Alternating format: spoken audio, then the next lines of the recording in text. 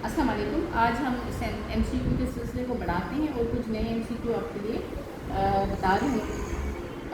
एक एमसीक्यू है कि what could be the common cause of obstetric labour. तो ऑब्स्टेटिक लेबर के कौन से काज होते हैं? मेल प्रेजेंटेशन, मेल पोजीशन, ये हो सकता है।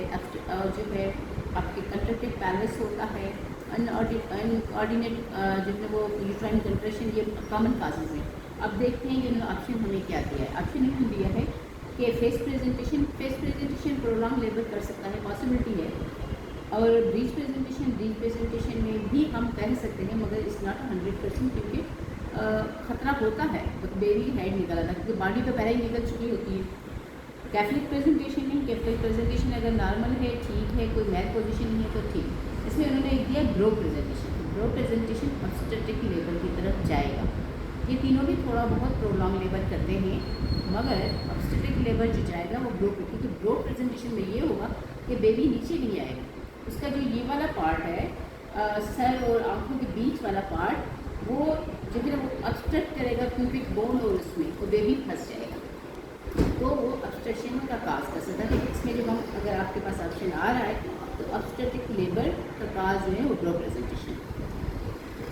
एक और है कि the hormone responsible for the development of ovum during the menstrual cycle. Menstrual cycle में कौन सा हार्मोन है जिसकी वजह से अंडा जो है वो बनता है या डेवलप करता है?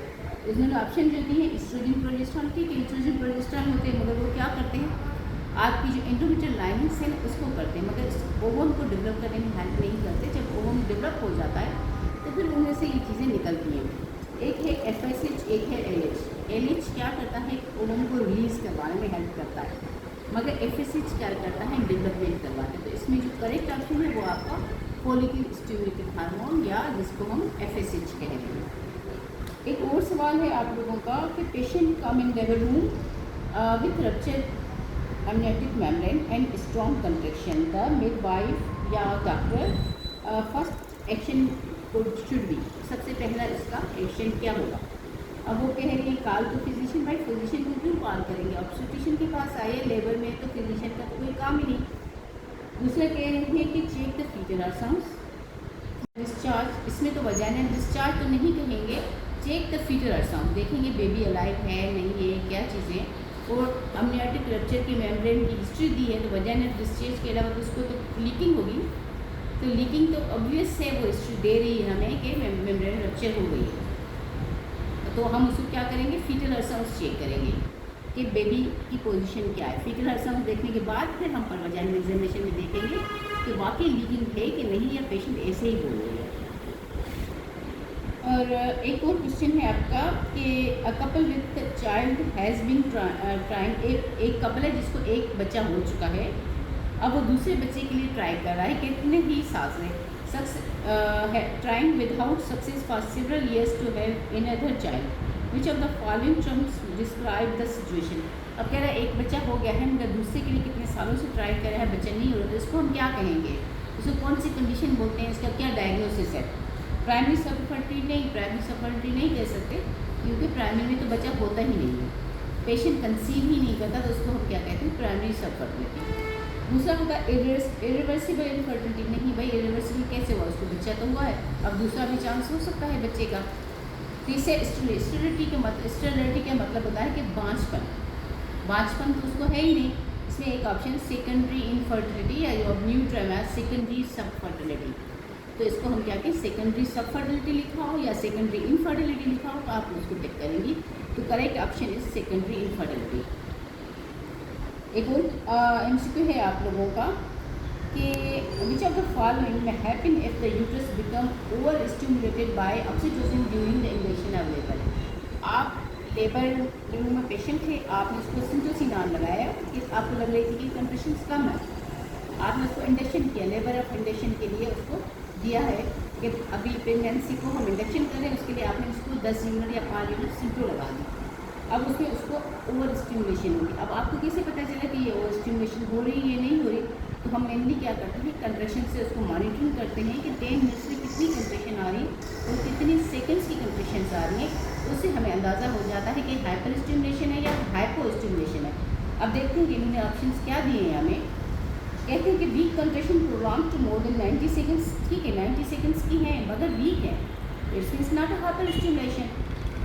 इट मीन्स कि हाइपर स्टिमुलेशन नहीं है मगर ठीक है कंट्रेक्शन इस प्रोलॉन्ग है। दूसरा ऑप्शन इन्होंने दिया increase pain with right rate vaginal bleeding. अगर पेन भी है उसके साथ राइट रेट ब्लीडिंग, इसका मतलब रप्चर की तरफ जा रही है, स्टिमुलेशन तो नहीं है, रप्चर है ये।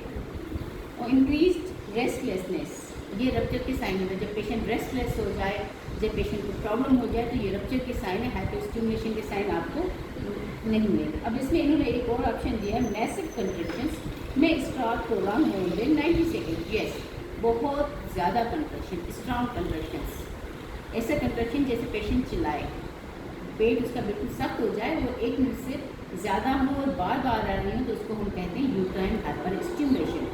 यूट्राइन हाइपर स्टिमुलेशन है। और रप्चर ऑफ यूट्रस में यही फ़र्क है कि जब पेशेंट को पेन तो होगा, ब्लीडिंग भी होगी, मगर उसको स्ट्रॉन्ग कंट्रैक्शंस नहीं होगी क्योंकि रप्चर हो गया यूट्रस। पेशेंट रेस्टलेस भी तब होगा जब उसको ऑक्सीजन की डेफिशिएंसी और एब्डोमिनल डिस्टेंशन होगी। तो जो नीचे वाले 2 पॉइंट्स थे वो यूट्राइन रप्चर के हैं, और ये जो पॉइंट है आपका massive contraction more than 90 seconds वाली, ये यूट्राइन हाइपर स्टिमुलेशन। इसका मैनेजमेंट अलग है। इसमें हम क्या कर सकते हैं, स्लिप को स्टॉप कर सकते हैं, उसको मेडिसिन दे सकते हैं जिससे उसका यूट्रस बच सकता है। तो इसका करेक्ट ऑप्शन क्या है, massive uterine contraction more than 90 seconds. एक और क्वेश्चन है आपका, umbilical cord is inserted at edge of placenta is term. एक प्लेसेंटा होता है, प्लेसेंटा की अपनी एक बनावट होती है, प्लेसेंटा का अपनी एक मॉर्फोलॉजी होती है कि वो उसके अम्बिलिकल कार्ड्स कहाँ पे है, उसके कोटिलेडन्स कहाँ हैं। अब मेनली जो है वो प्लेसेंटा पूरा कवर करता है, वो मेनली वेसल्स जो है वो सेंटर में होती है। अब इन्होंने हमें ऑप्शन दिया है कि एक तो है जो एज पे प्लेसेंटा है उसको क्या बोलेंगे, बीच वाला सारा हिस्सा खाली, मगर जो वेसल्स है या अम्बिलिकल कार्ड है वो एज पे है, प्लेसेंटा के एज पे, तो उसको हम क्या कहेंगे। अब सेंटर इंसेशन, सेंटर इंसेशन तो नहीं कह सकते क्योंकि सेंटर में तो है ही नहीं, वो तो सेंटर है तो नॉर्मल है। और दूसरा कह रहा है वॉलंटियर सेंसेशन, नहीं वॉलंटियर सेंसेशन भी इसको नहीं कहेगा। वॉलंटियर सेंसेशन उसको कहते हैं जो फीटल मेम्ब्रेन में अम्बिलिकल वेसल्स हो। ये तो मेटरनल में होती है ना मेनली नॉर्मली, मगर फीटस में हो तो उसको हम वॉलंटियर सेंसेशन बोलते हैं। लेटर इंसेशन, लेटर का मतलब एक साइड लेटर पे, तो इसको हम बोल रहे हैं। एक और ऑप्शन है बॉटल डोर इंसेशन, तो इसको हम बोलेंगे बॉटल डोर इंसेशन, जो सेंटर में नहीं होती बल्कि जो है पेरिफ्री में अटैच होती है, तो उसको हम बोलते हैं बॉटल डोर इंसेशन। तो यहाँ पे जो ऑप्शन है बॉटल डोर इंसेशन वो करेक्ट ऑप्शन है। थैंक यू, आज के लिए इतना है। और आपको अगर कोई चीज़ समझ नहीं आ रही तो कमेंट्स में लिख सकते हैं, और कोई आपको किसी टॉपिक के लिए इशू है, किसी चीज़ के लिए इशू है, या कुछ और समझना चाहते हैं तो वो भी आप हमें किसी भी चीज़ में आपको मसला है, किसी टॉपिक में कोई प्रोजेक्ट बना रही हैं या कुछ और, तो हमें आप बिल्कुल लिखिए, हम आपकी हेल्प करेंगे इंशाल्लाह। और हमारे चैनल को लाइक सब्सक्राइब ज़रूर करें ताकि दूसरों तक भी ये एजुकेशन पहुँचे। Thank you.